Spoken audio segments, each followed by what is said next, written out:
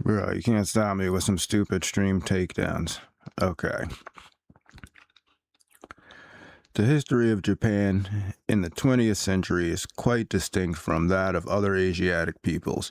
Among the later impact of the West led to the disruption of the social and economic structure, the abandonment of traditional ideologies, and the revelation of the weakness of the native political and military structures. In Japan, these events either did not occur or occurred in a different fashion. Until 1945, Japan's political and military systems were strengthened by Western influences. The older Japanese ideology was retained, relatively intact, even by those who were most energetic copiers of Western ways, and the changes in the older social and economic structure were kept within manageable limits and were directed in a progressive direction. The real reason for these differences probably rests in the ideological factor that the Japanese, even though vigorous Westernizers, retained the old Japanese point of view.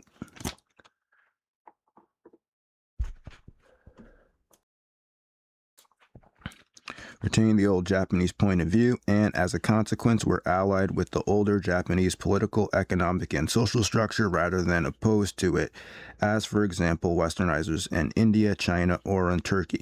The ability of Japanese to Westernize without going into opposition to the basic core of the older system gave them a degree of discipline and a sense of unquestioning direction to their lives, which allowed Japan to achieve a phenomenal amount of Westernization without weakening the older structure or disrupting it.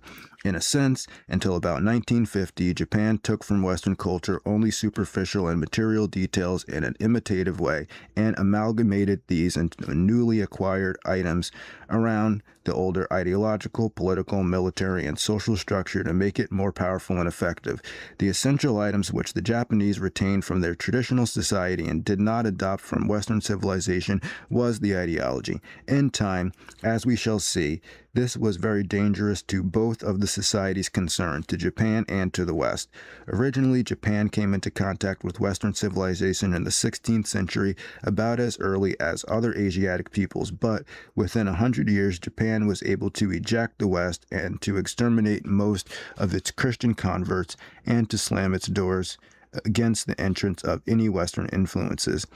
A very limited amount of trade was permitted on a restricted basis, but only with the Dutch and only through a single port of Nagasaki. I'm on page 193 since the stream got cut off before. Japan, thus isolated from the world, was dominated by a military dictatorship or shogunate of the Tokugawa family. The imperial family had been retired to a largely religious seclusion whence it reigned, but did not rule. Beneath the shogun, the country was organized in a hereditary hierarchy headed by feudal lords. Beneath these lords, there were, in descending rank, armed retainers, samurai, peasants, artisans, and merchants. The whole system was, in theory at least, rigid and unchanging, being based on the double justification of blood and religion. This was obvious and sharp contrast with the social organization of China, which was based in theory on virtue and on educational training. In Japan, virtue and ability were considered to be hereditary rather than acquired characteristics, and according to each social class had innate differences which had to be maintained by restrictions on intermarriage. The emperor was of the highest level, being descendant from the supreme sun goddess, while the lesser lords were descended from the lesser gods and varying degrees of remoteness from the sun god. Such a point of view discouraged all revolution or social change and all circulation of the elites, with the result that China's multiplicity of dynasties and the rise and fall of families was matched in Japan by a single dynasty whose origins ran back into the remote past, while the dominant individuals of Japanese public life in the 20th century were members of the same families and clans which were dominating Japanese life centuries ago.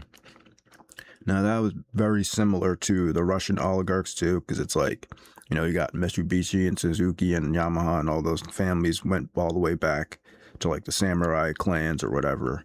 And I mean, it was a similar thing the Europeans did with how the Russian oligarchs after the fall of the Soviet Union, where they basically just gave certain people a bunch of money that were already in charge and then just switched over the system, but they were still in charge of the same system. Like, they were still in charge of all the property.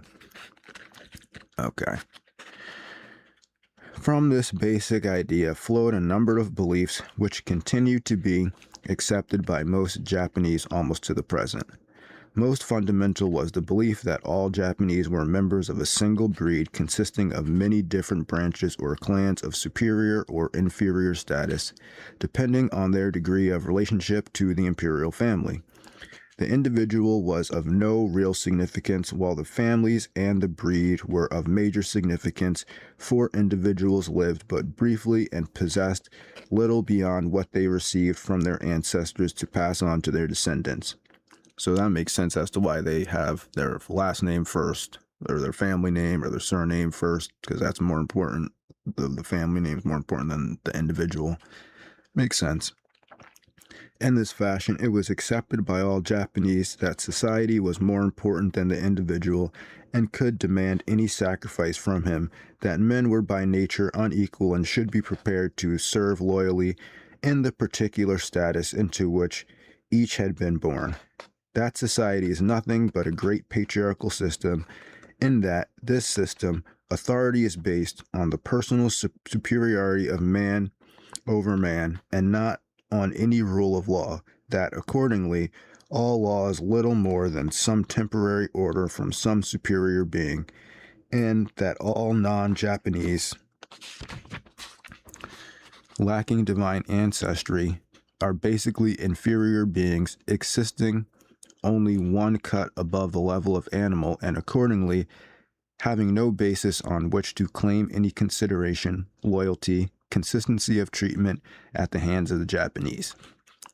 This Japanese ideology was antithetical to the outlook of Christian West as any which the West encountered in its contacts with other civilizations.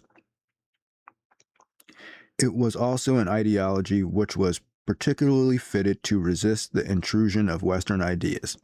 As a result, Japan was able to accept and to incorporate into its way of life all kinds of Western techniques and material culture without disorganizing its own outlook or its own basic social structure. The Tokugawa shogunate was already long past its prime when, in 1853, the black ships of Commodore Matthew Perry sailed into Tokyo Bay. That these vessels could move against the wind and carried guns more powerful than any Japanese had ever imagined was a great shock to the natives of Nippon.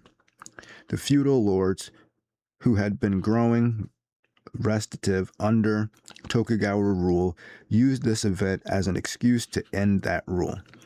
These lords, especially the representatives of 4 Western clans, demanded that the emergency be met by abolishing the shogunate and restoring all authority to the hands of the emperor. For more than a decade, the decision whether to open Japan to the West or to try to continue the policy of exclusion hung in the balance. In 1863 to 1866, a series of naval demonstrations and bombardments of Japan's ports by Western powers forced the opening of Japan and imposed on the country a tariff agreement which restricted import duties to 5% until 1899.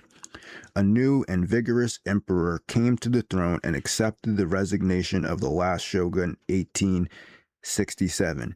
Japan at once embarked on a policy of rapid westernization. The period in Japanese history from the so-called Meiji Restoration 1867 to the granting of a constitution in 1889 is of the most and vital importance. In theory, what had occurred had been a restoration of Japan's rule from the hands of the shogun back into the hands of the emperor. In fact, what had occurred was a shift in power from the shogun to the leaders of 4 Western Japanese clans who proceeded to rule in Japan the emperor's name and from the emperor's shadow.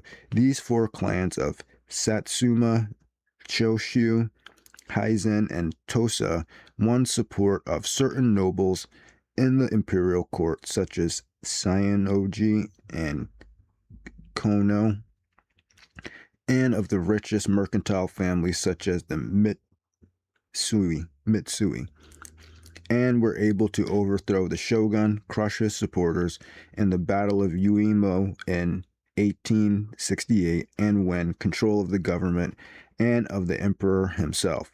The emperor did not assume control of the government, but remained as a in a semi-religious seclusion, too exalted to concern himself with the functioning of the governmental system except in critical emergencies. In such emergencies, the emperor generally did no more than issue a statement in order imperial rescript, which had been drawn up by leaders of the Restoration. These leaders, organized in a shadowy group known as the Meiji oligarchy, a shadowy group that's known as an oligarchy, had obtained complete dominion of Japan by 1889.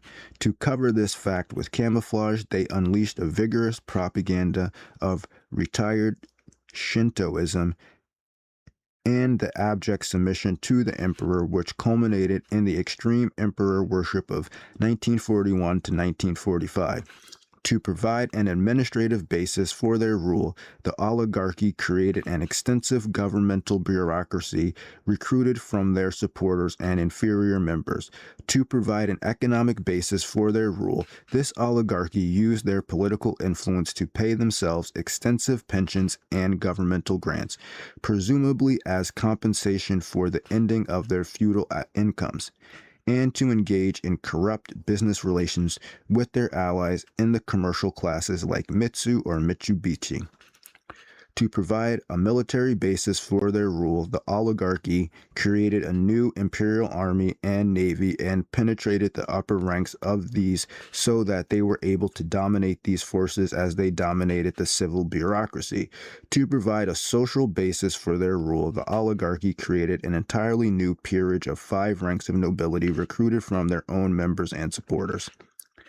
Having thus assured their dominant position in the administrative, economic, military, and social life of Japan, the oligarchy in 1889 drew up a constitution which would assure and yet conceal their political domination of the country. Assure yet conceal. How they keep doing this. This constitution did not pretend to be a product of the Japanese people or of the Japanese nation. Popular sovereignty and democracy had no place in it.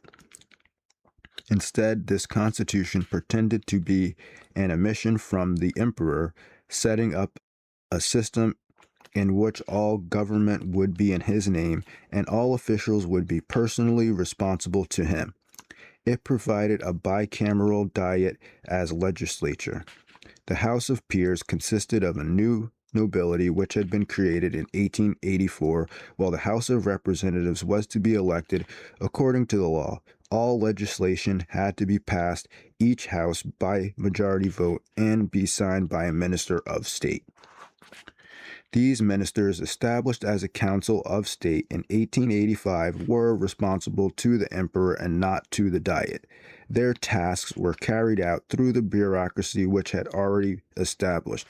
All money appropriations, like other laws, had to obtain the assent of the diet, but if the budget was not accepted by this body, the budget of the preceding year was repeated automatically for the following year.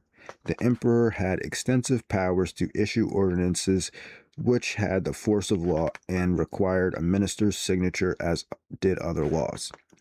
This Constitution of 1889 was based on the Constitution of Imperial Germany and was forced on Japan by the Meiji oligarchy in order to circumvent and anticipate any future agitation for a more liberal constitution based on British, American, or French models. Basically, the form and functioning of the Constitution was of little significance, for the country continued to be run by the Meiji oligarchy through their domination of the army and navy, the bureaucracy, economic and social life, and the opinion-forming agencies such as education and religion. In political life, this oligarchy was able to control the emperor, the Privy Council, the House of Peers, the judiciary, and the bureaucracy. This left only one possible organ of government, the Diet, through which the oligarchy might be challenged. Moreover, the Diet had only one means, its right to pass the annual budget, by which it could strike back at the oligarchy. This right was of little significance so long as the oligarchy did not want to increase the budget, since the budget of the previous year would be repeated if the Diet rejected the budget of the following year.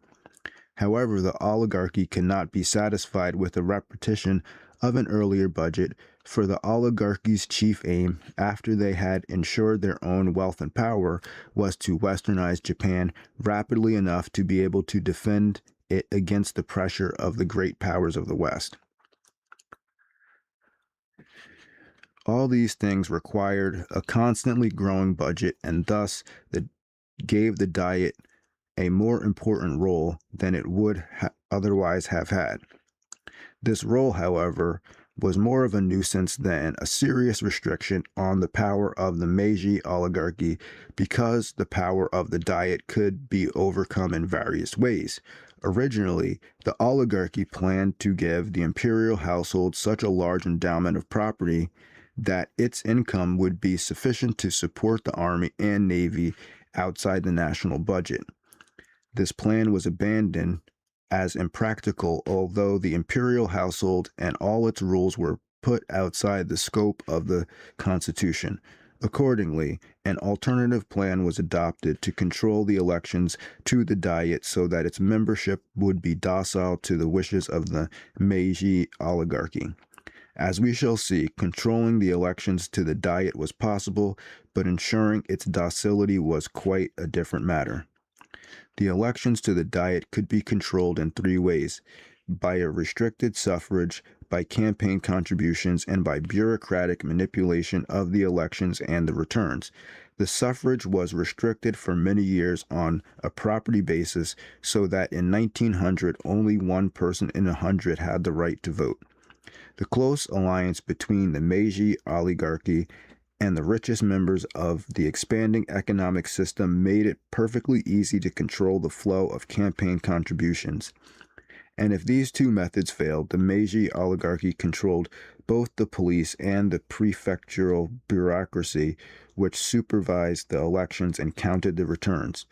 In case of need, they did not hesitate to use these instruments, censoring opposition papers, prohibiting opposition meetings, using violence if necessary to prevent opposition voting, and reporting through the prefects as elected candidates who clearly failed to obtain the largest vote.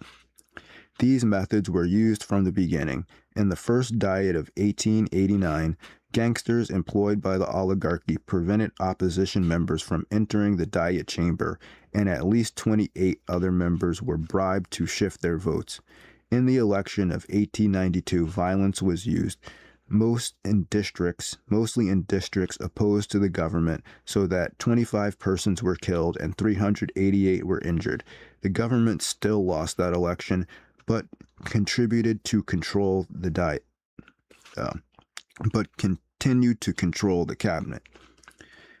It even dismissed 11 prefectural governors who had been stealing votes, as much for their failure to steal enough as for their action in stealing any. When the resulting Diet refused to appropriate for any enlarged navy, it was sent home for 18 days and then reassembled to receive an imperial rescript which gave 1.8 million yen over a 6-year period from the imperial household for the project, and went on to order all public officials to contribute 1/10 of their salaries each year for the duration of the naval building program, which the Diet had refused to finance. In this fashion, the Diet's control of increased appropriations was circumvented by the Meiji's oligarchy control of the emperor. In view of the dominant position of the Meiji oligarchy in Japanese life from 1867 until after 1922, it would be a mistake to interpret such occurrences as unruly diets, the growth of political parties, or even the establishment of adult manhood suffrage in 1925 as such events would be interpreted in European history.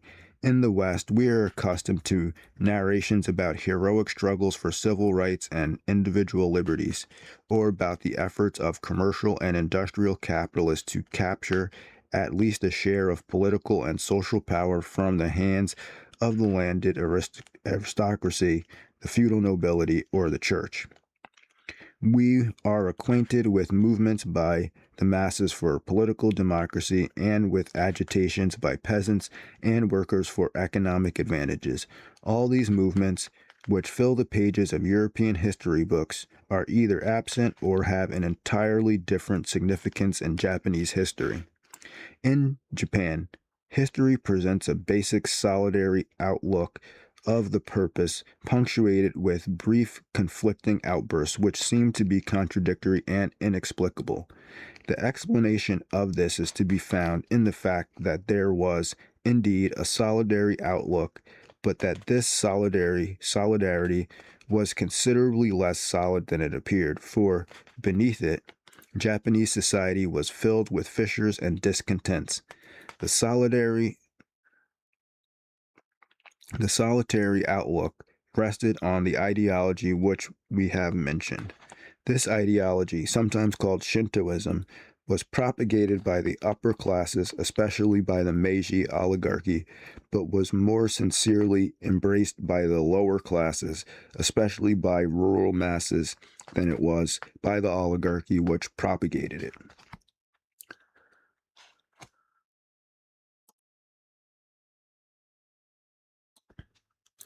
This ideology accepted an authoritarian, hierarchical, patriarchal society based on families, clans, and nation, culminating in respect and subordination to the emperor. In this system, there was no place for individualism, self-interest, human liberties, or civil rights.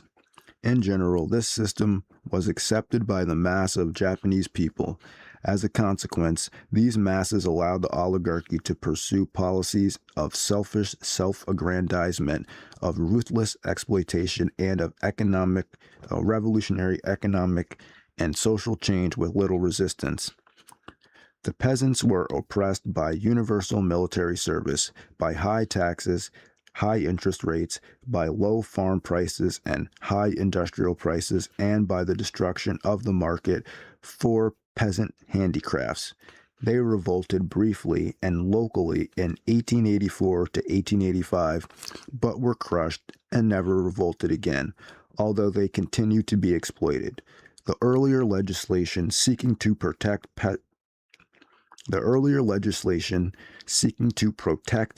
peasant proprietors or to prevent monopolization of the land was revoked in 1870s. In the 1880s, there was a drastic reduction in the number of landowners through heavy taxes, high interest rates, and low prices for farm products. At the same time, the growth of urban industry began to destroy the market for peasant handicrafts and the rural putting out system of manufacture. In 7 years, 1883 to 1890, about 360,000 peasants proprietors were disposed of 5 million yen worth of land because of total tax arrears of only 114,000 yen, or arrears of only 1/3 yen. That is 17 American cents per person. In the same period, owners were dispossessed of about 100 times as much land by foreclosure of mortgages. This process continued at varying rates until, by 1940, 3/4 of Japanese peasants were tenants or part-time tenants paying rents of at least half of their annual crop. In spite of their acceptance of authority and Shinto ideology, the pressures on Japanese peasants would have reached the explosive point if safety valves had not been provided for them. Among these pressures, we must take notice that arising from population increase, a problem arising in most Asiatic countries, from the introduction of Western medicine and sanitation. Before the opening of Japan, its population had remained fairly stable at 28 to 30 million for several centuries. This stability arose from a high death rate supplemented by frequent famines and the practice of infanticide and abortion. By 1870, the population began to grow, rising from 30 million to 56 million in 1920 to 73 million in 1940 and reaching 78 million in 1955.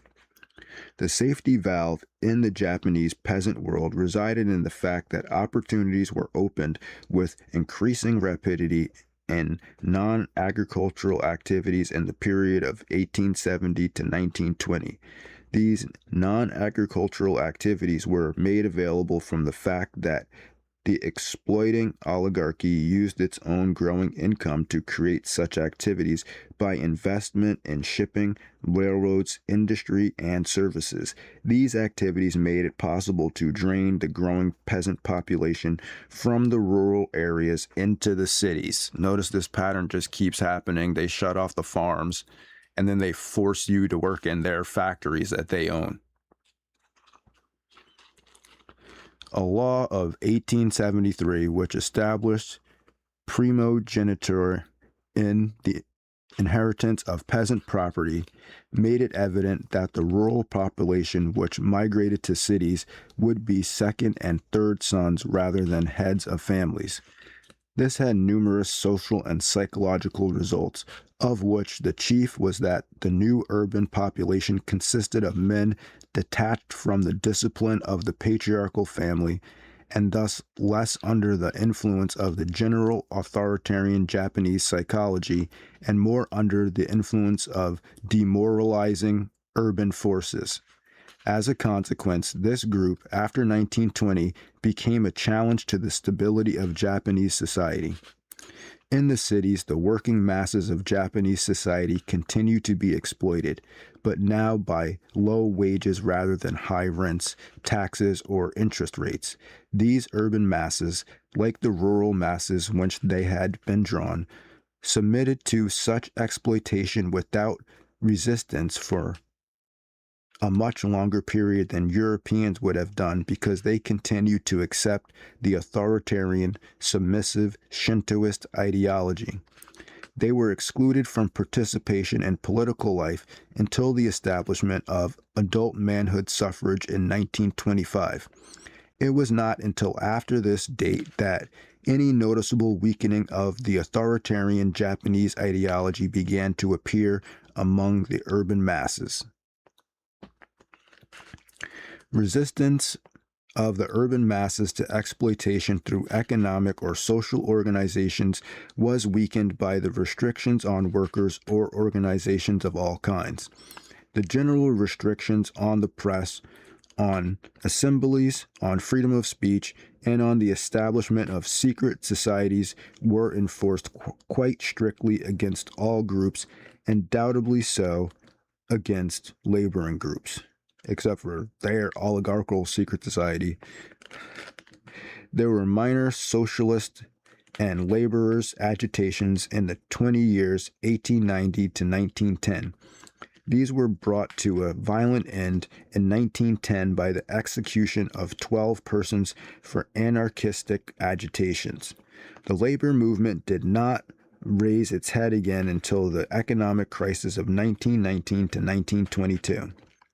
The low-wage policy of Japanese industrial system originated in the self-interest of early capitalists, but came to be justified with the argument that the only commodity Japan had to offer the world, and the only one on which it would construct a status as a great power, was its large supply of cheap labor. Japan's mineral resources, including coal, iron, and petroleum, were poor in both quality and quantity. Of textile raw materials, it only had silk and lacked both cotton and wool. It had no natural resources of importance for which there was world demand, such as were to be found in the tin of Malaya, the rubber of Indonesia, or the cocoa of West Africa.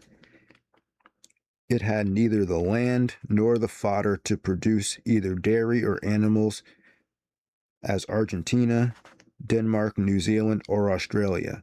The only important resources it had, which could be used to provide export goods to exchange for imported coal, iron, or oil, were silk, forest products, and products of the sea. All these required a considerable expenditure of labor, and these products could be sold abroad only if prices were kept low by keeping wage rates down. Since these products did not command sufficient foreign exchange to allow Japan to pay for the import of coal, iron, and oil, which a great power must have, Japan had to find some method by which it could export its labor to obtain pay for it. This led to the growth of manufacturing industries based on imported raw goods and the development of such service activities as fishing and ocean shipping.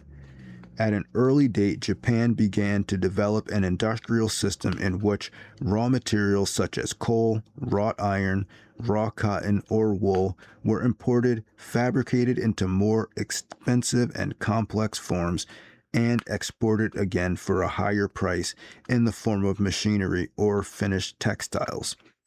Other products which were exported included such forest products as tea, carved wood, or raw silk, or such products of Japanese labor as finished silks, canned fish, or shipping services. The political and economic decisions which led to these developments and which exploited the rural and urban masses of Japan were made by the Meiji oligarchy and their supporters.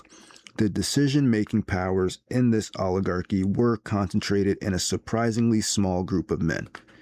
In all, no more than a dozen in number, and made up chiefly of the leaders of the four Western clans which had led the movement against the shogun in 1867. These leaders came in time to form a formal, if extra-legal group known as the Jinro, or Council of Elder Statesmen. Of this group, Robert Reischauer wrote in 1938, "It is these men who have been the real power behind the throne. It became customary for their opinion to be asked, and, more important still, to be followed in all matters of great significance to the welfare of the state. No premier was ever appointed except from the recommendation of these men who became known as Jinro."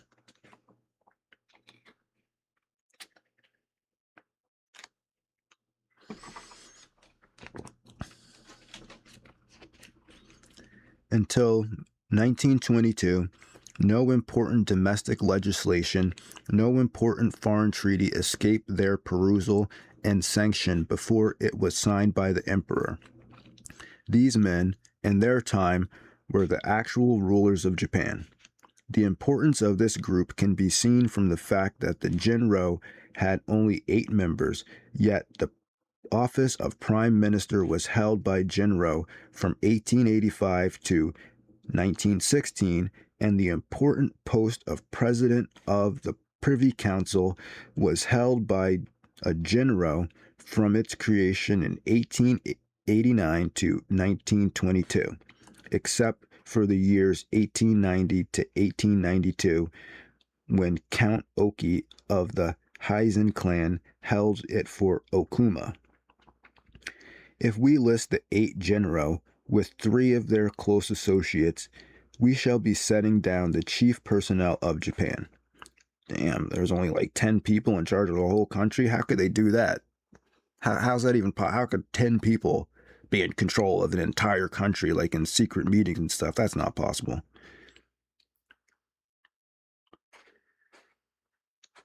To such a list, we might add certain other significant facts, such as the social origins of these men, the dates of their deaths, and their dominant connections with the 2 branches of the defense forces and with the 2 greatest Japanese industrial monopolies. The significance of these connections will appear in a moment. So basically, they got a chart here on page 201 where they're showing the original 5 families or 5 courts, and then they're showing the names and the dates of which family it is and which part of the military or society that they dominated, and then which group they were associated with. And you can check that chart out. It's on page 201.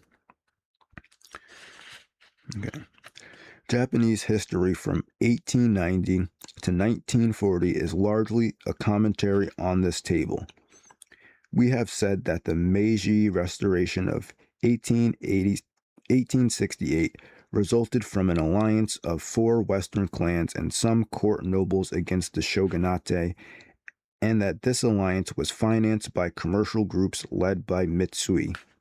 The leaders of this movement, who were still alive after 1890, came from the Genro, but the real unofficial rulers of Japan.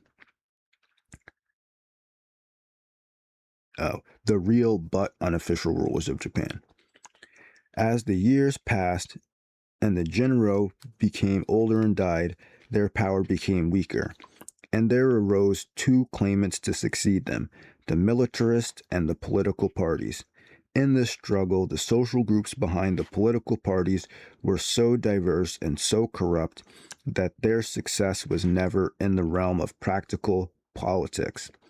In spite of this fact, the struggle between the militarist and the political parties looked fairly even until 1935, not because of any strength or natural ability in their ranks of the latter, but simply because Sayoniji,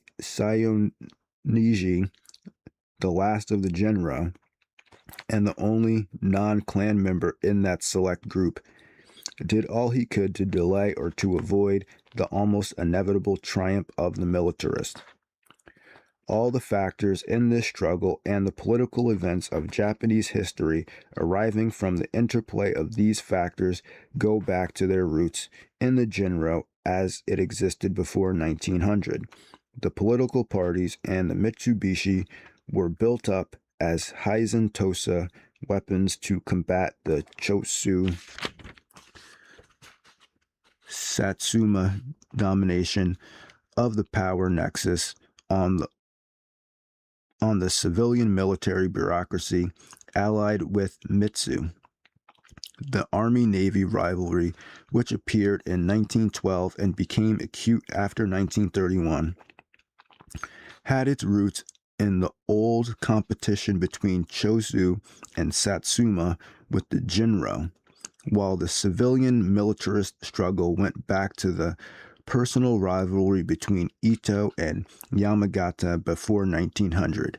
Yet, in spite of these fissures and rivalries, the oligarchy as a whole generally presented a united front against outside groups such as peasants, workers, intellectuals, or Christians in Japan itself, or against non-Japanese. From 1882 to 1898, Ito was the dominant figure in the Meiji oligarchy and the most powerful figure in Japan. As minister of the imperial household, he was charged with the task of drawing up the Constitution of 1889. As president of the Privy Council, he guided the deliberations of the assembly which ratified this constitution. And as first prime minister of the new Japan, he established the foundations on which it would operate.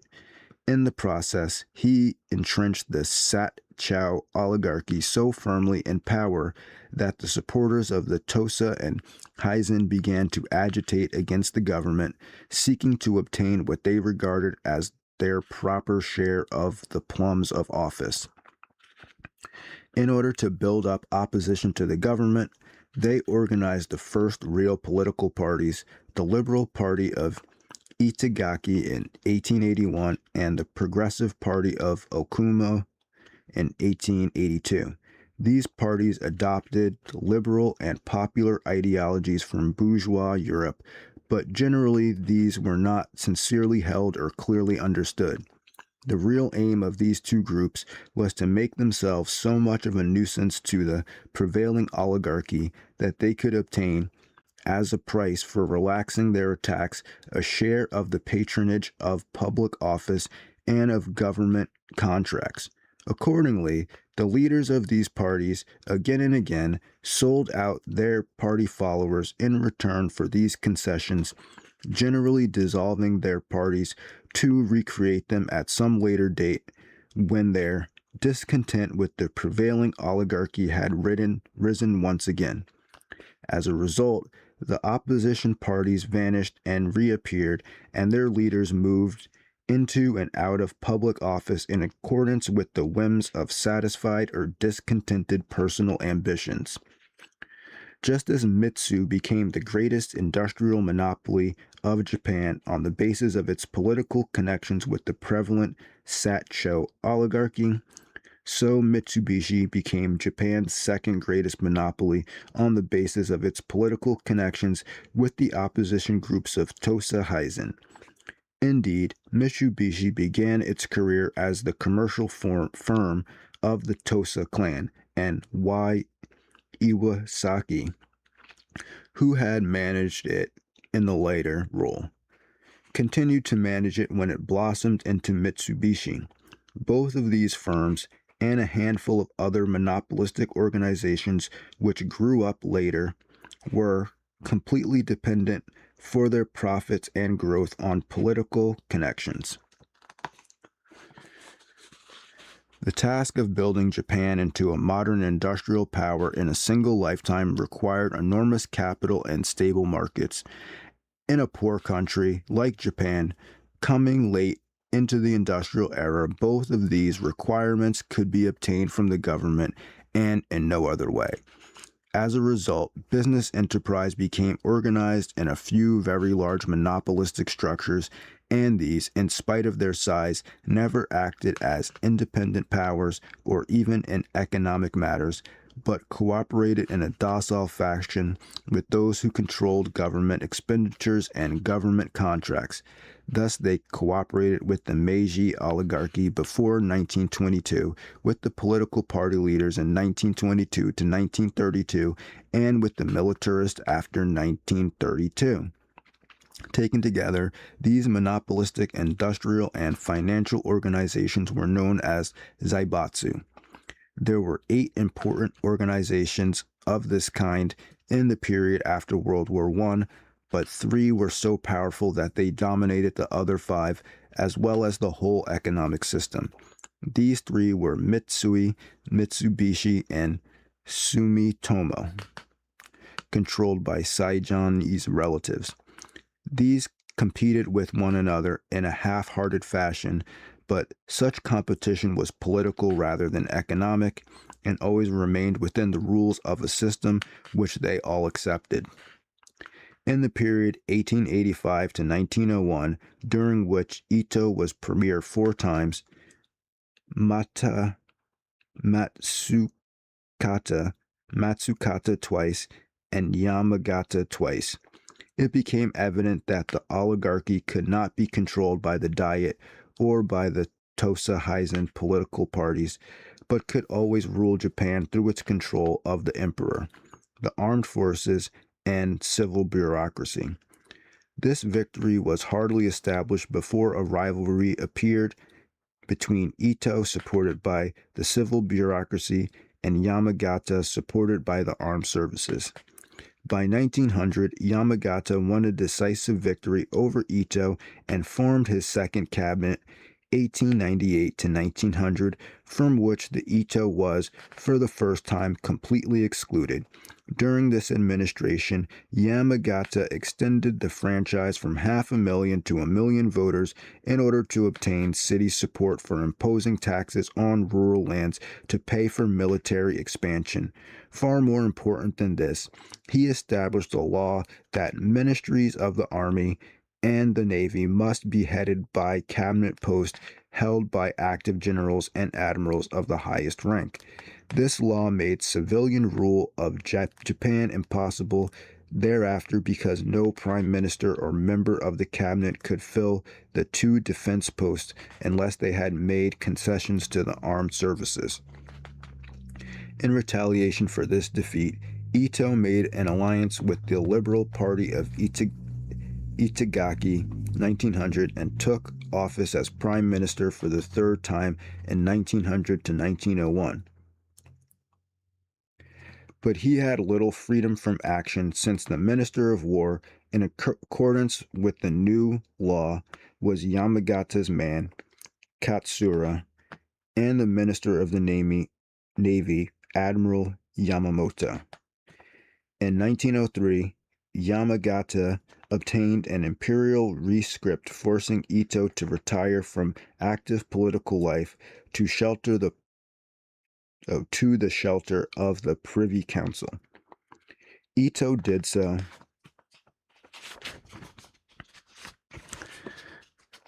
leaving the Liberal Party and the leadership of civilian forces to his protege, Sayoniji. Yamagata had already retired behind the scenes but still dominated political life through his protege, Katsura.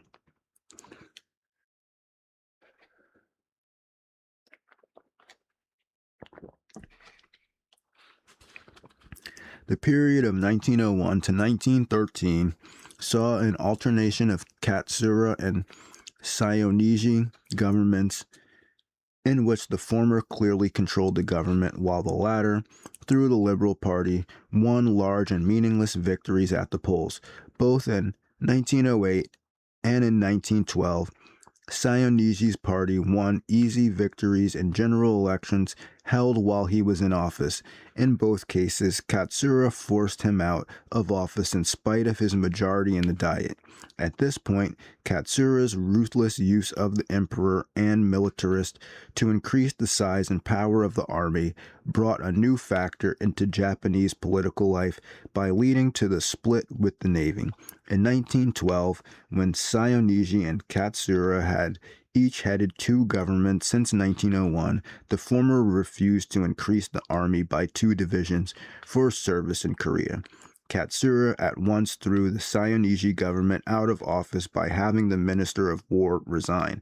When Sayoniji could find no eligible general willing to serve, Katsura formed the Third Cabinet 1912 to 1913 and created new divisions. The Navy, alienated by the Army's high-handed political tactics, tried to keep Katsura out of office in 1912 by refusing to provide an admiral to serve as Minister of the Navy. They were defeated when Katsura produced an imperial rescript from the new Emperor Taisho 1912 to 1926.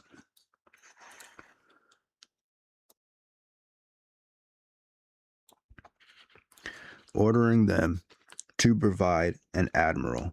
The Navy retaliated the following year by forming an alliance with the Liberals and other anti-Katsura forces on the ground that his frequent use of imperial interventions in behalf of the lowest partisan politics was an insult to exalted sanctions of imperial position.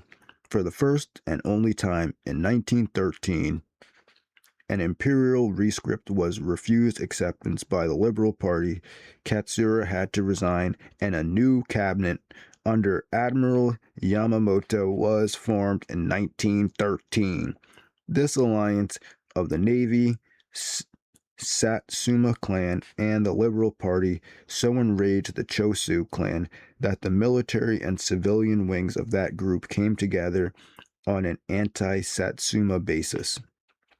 In 1914, it was revealed that several high admirals had accepted bribes from foreign munition firms such as German Siemens and British Vickers. Chosu used this as a club to force Yamamoto to resign, but since they could not form a government themselves, they called Okumo out of retirement to form a temporary government completely dependent on them. The old man was given a majority in the Diet by turning the existing Liberal Party majority out of office and, in a complete corrupt election, providing a majority for a new Constitutional Believers Party, which Katsura had created in 1913. Okuma was completely dependent on Chosu oligarchy, which meant on Yamagata, as Ito died in 1909 and Inu in 1915.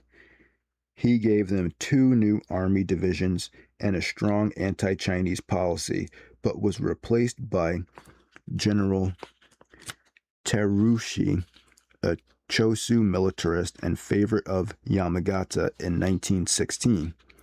To provide this new government with less obviously corrupt party support, a deal was made with the Liberal Party. In return for seats in the Diet, places in bureaucracy, and Mitsui money, this old Tosa party sold out the Chosu militarism and was provided by the prefectural governors with a satisfying majority in the general elections of 1916. Under Teruchi government, Chosu militarism and Yamagata's personal power reached their culmination. By that time, every high officer in the army owed his position to Yamagata's patronage. His old civilian rivals like Ito or Inu were dead. Of the 4 remaining genro, only Yamagata, aged 81 in 1918, still had his hands on the tiller. Matsukata, aged 84, was a weakling. Okuma, aged 81, was an outsider, and Sayoniji, aged 70, was a semi-outsider. The emperor, as a result of the protest of 1913, no longer intervened in political life. The political parties were demoralized and subservient, prepared to sacrifice any principle for a few jobs. The economic organizations led by the great Zaibatsu were completely dependent on government subsidies and government contracts. In a word, the controls of the Meiji oligarchy had come almost completely into the hands of one man. It would be difficult to exaggerate the degree of concentration of power in Japan in the period covered by this chapter. In 33 years of cabinet government, there had been 18 cabinets, but only 9 different premiers. Of these 9 premiers, only 2, Sayanoji and Okuma, were not of the Chosu or Satsuma, while 5 were military men. The growing militarization of Japanese life in the period ending in 1918 had ominous implications for the future. Not only did militarists control growing sectors of Japanese life, they also succeeded in merging loyalty to the emperor and subservience to militarism in a single loyalty which no Japanese could reject without at the same time rejecting his country, his family, and his whole tradition. Even more ominous was the growing evidence that Japanese militarism was insanely aggressive and prone to find the solution for internal problems in foreign wars. On 3 occasions in 30 years, against China in 1894 to 1895, against Russia in 1904 to 1905, and against China and Germany in 1914 to 1918, Japan had entered upon warlike action for purely aggressive purposes. As a consequence of the first action, Japan acquired Formosa and the Pescadores and forced China to recognize the independence of Korea in 1895. The subsequent Japanese penetration of Korea led to a rivalry with Russia, whose Trans-Siberian Railway was encouraging her to compensate for her rebuffs in the Balkans by increasing her pressure in the Far East. In order to isolate the approaching conflict with Russia, Japan signed a treaty with Britain in 1902. By this treaty, each signer could expect support from the other if it became engaged in a war with more than one enemy in the Far East. With Russia thus isolated in the area, Japan attacked the Tsar's forces in 1904. These forces were destroyed on land by Japanese armies under the Satsuma Genro Oyama. while the Russian fleet of 32 vessels coming from Europe was destroyed by the Satsuma Admiral Togo in Tsushima Straits. By the Treaty of the Portsmouth, 1905, Russia renounced her influence in Korea, yielded southern Sakhalin, and the lease of the Liaotung to Japan, and agreed to a joint renunciation of Manchuria, which was to be evacuated by both powers and restored to China. Korea, which had been made a Japanese protectorate in 1904, was annexed in 1910. The outbreak of the war in 1914 provided a great opportunity for Japanese expansion. While all the great powers were busy elsewhere, the Far East was left to Japan. Declaring war on Germany in August 23, 1914, Nipponese troops seized the German holdings on the Shaotung Peninsula and the German Pacific Islands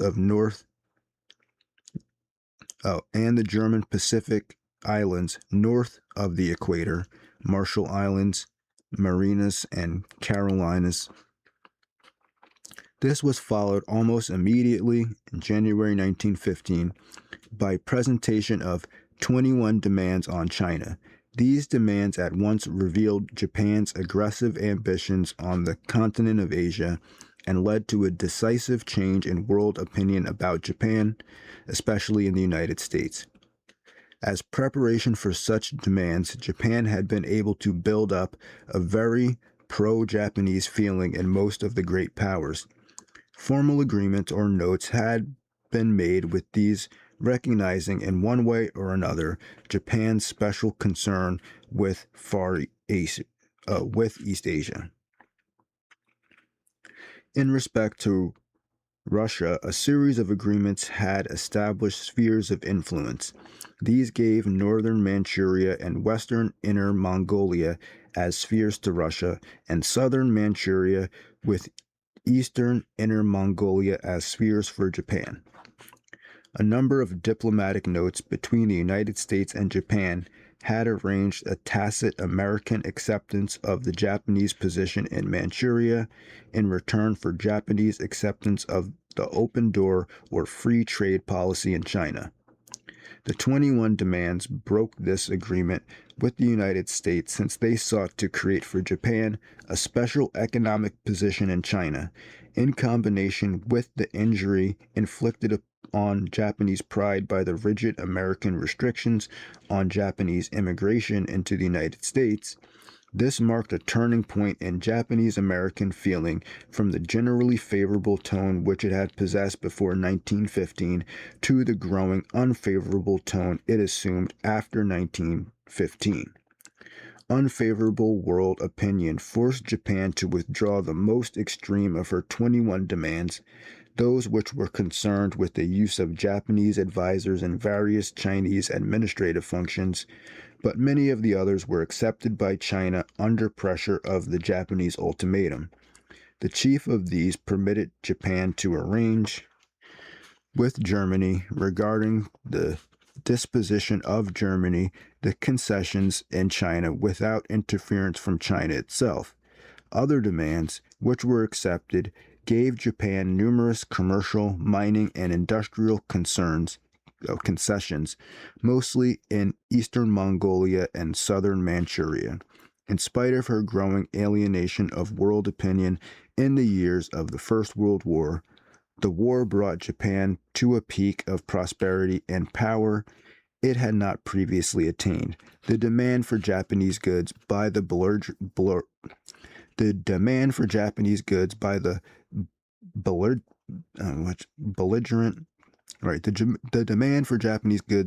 belligerent countries resulted in a great industrial boom.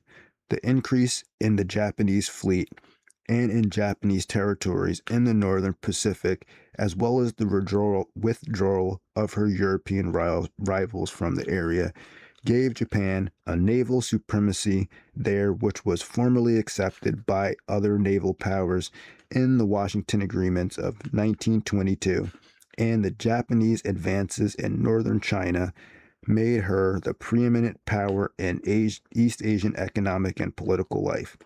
All in all, the successors of the Meiji Restoration of 1868 could look with profound satisfaction on Japan's progress by 1918. All right, that's page 207. That's the last page. Been on for about an hour. Oh, the First World War, 1914 to 1918. And we're on section 5. We're already on section 5. Wow. Like almost a quarter of the way there now. Almost. So the First World War will be the next section that we're getting into tomorrow. Looking forward to that. I'm sure there'll be words I can pronounce instead of Japanese words that I've never heard of before.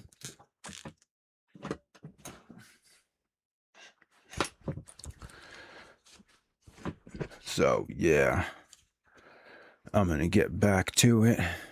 Thanks if you checked out the video. The link to the PDF is in the description.